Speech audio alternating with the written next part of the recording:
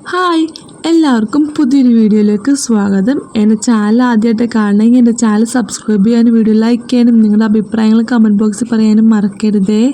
ബുധനാഴ്ച സൗഫിക്ക് ഹോസ്പിറ്റലിൽ പോകണമായിരുന്നു ഹർത്താലിൻ്റെ അന്ന്. അപ്പോൾ അന്ന് രാവിലെ സൗഫിക്ക് ചെറിയ നടുവേദനയും അപ്പോൾ ബാത്റൂമിൽ പോയപ്പോൾ ചെറിയൊരു ബ്ലഡിൻ്റെ സ്പോട്ടൊക്കെ പോലെ കണ്ടു. എന്തായാലും ഹോസ്പിറ്റലിൽ പോകുമ്പോൾ ഡോക്ടറെ അടുത്ത് പറയണം. അപ്പോൾ ഞങ്ങൾ പറഞ്ഞു അന്ന് എന്തായാലും ഹോസ്പിറ്റലിൽ പോകുമ്പോൾ ഞങ്ങളും വന്നിട്ടുണ്ടെന്ന് പറഞ്ഞിട്ടോ. അപ്പോൾ ഞങ്ങൾ ഒരു ഉച്ചയ്ക്ക് ഒരു മണിയൊക്കെ ആയപ്പോഴേക്കും ഹോസ്പിറ്റലിൽ എത്തി. അപ്പോൾ സൗഫിക്ക് ഒന്ന് ബാത്റൂമിൽ പോകണമെന്ന് പറഞ്ഞപ്പോൾ അവൾ ബാത്റൂമിൽ പോയിക്കേണ്ട. അപ്പോൾ അവൾ വരാൻ വേണ്ടി ഞങ്ങൾ വെയിറ്റ് ചെയ്യണം.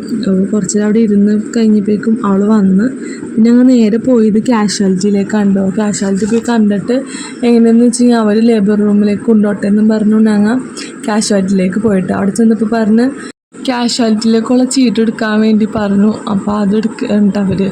പിന്നെ കാഷ്വാലിറ്റിൻ്റെ ഉള്ളിൽ കയറി അവിടുത്തെ ഡോക്ടറിൻ്റെ അടുത്ത് എല്ലാം പറഞ്ഞപ്പോൾ ഡോക്ടർ പറഞ്ഞാൽ നേരെ ലേബർ റൂമിലേക്ക് കൊണ്ടുപോകാമെന്ന് പറഞ്ഞു.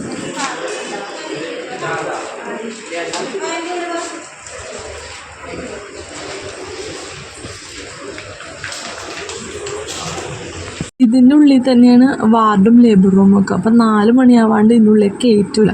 അപ്പോൾ ഞങ്ങൾ പുറത്തിരുന്നു. അപ്പോൾ സൗഫീനെയും ഉമ്മച്ചീനെ അതിൻ്റെ ഉള്ളിലേക്ക് കയറ്റിയിട്ടാണ്. അപ്പോൾ അത് കഴിഞ്ഞപ്പോൾ ഞങ്ങൾ നേരെ താഴത്തേക്ക് പോന്നു. അവിടെ കുറച്ച് നേരം ഇരുന്നിട്ടാ.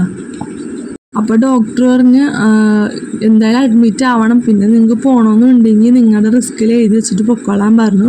അത് കഴിഞ്ഞ് പിന്നെ ലേബർ റൂമിലെ ഡോക്ടർമാരാണ് പറഞ്ഞത്. അപ്പോൾ മെയിൻ ഡോക്ടറെ കാണാൻ വേണ്ടി നേരെ ഒ പിയിലേക്ക് ചെല്ലാൻ പറഞ്ഞിട്ട്. അപ്പോൾ ഒ പി ചെന്ന് ഡോക്ടറെ കണ്ടപ്പോൾ ഡോക്ടർ പറഞ്ഞ് എന്തായാലും അഡ്മിറ്റ് ആയാൽ പറ്റുള്ളൂ. അഡ്മിറ്റ് ആയെന്നും പറഞ്ഞുകൊണ്ട് പിറ്റേന്ന് തന്നെ ഉണ്ടാവണമെന്നൊന്നുമില്ല, പക്ഷേ അഡ്മിറ്റ് ആയാൽ പറ്റുള്ളൂ. ഇങ്ങനെ ഓരോ ബുദ്ധിമുട്ടുകളൊക്കെ ഉള്ളതുകൊണ്ട് അതിൻ്റെയൊക്കെ ഓരോ ലക്ഷണങ്ങളൊക്കെ ആണെന്ന് പറഞ്ഞ് നേരെ അഡ്മിറ്റ് ചെയ്തു. സൗഫീനെ അഡ്മിറ്റ് ചെയ്തു. അപ്പോൾ ഞങ്ങൾ താഴെ നിൽക്കേണ്ട, കാരണം 4 മണിയാവാണ്ട് മേളിലേക്ക് കയറ്റില്ല.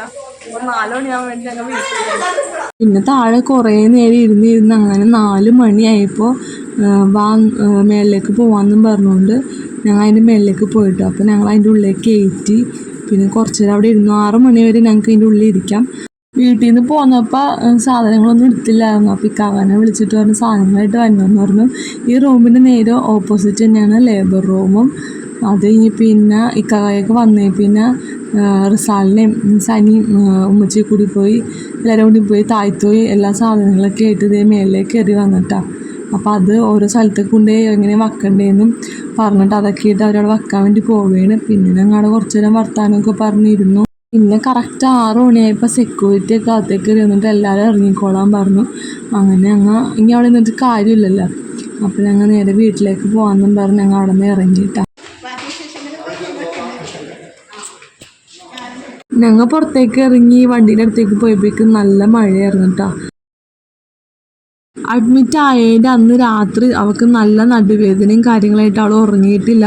അപ്പോൾ പിറ്റേന്ന് ഡോക്ടർ വന്നപ്പോൾ ഡോക്ടറിൻ്റെ അടുത്ത് കാര്യം പറഞ്ഞു. അപ്പോൾ PV ചെയ്യാമെന്ന് പറഞ്ഞു കേട്ടോ.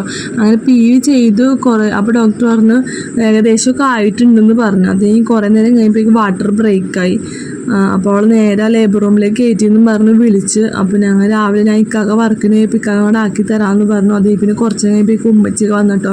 അപ്പോൾ രാവിലെ തന്നെ ചായ കുടിച്ചു. അതേ പിന്നെ അവിടെ കുറേ നേരം നിന്ന് എന്തായാലും ഞങ്ങൾ മേളിലേക്ക് കയറ്റില്ല. അപ്പോഴത്തേക്ക് ഉച്ചയായപ്പോഴേക്കും ഫുഡ് കഴിക്കാമെന്നും പറഞ്ഞുകൊണ്ട് ഞങ്ങൾ നേരെ ക്യാൻറ്റീനിലേക്ക് വന്നിട്ടോ.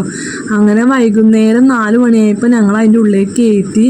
അപ്പോൾ എന്നിട്ടും ഒന്നും ആയില്ല, വൈകുന്നേരമായിട്ടൊന്നും ആയില്ല കേട്ടോ. കുറേ നേരം വെയിറ്റ് ചെയ്തു. രാവിലെ 8:30 ആയപ്പോഴേക്കും കയറ്റിയേക്കണതാണ്. അപ്പോൾ വൈകുന്നേരമായിട്ടും ഒന്നും ആയില്ല.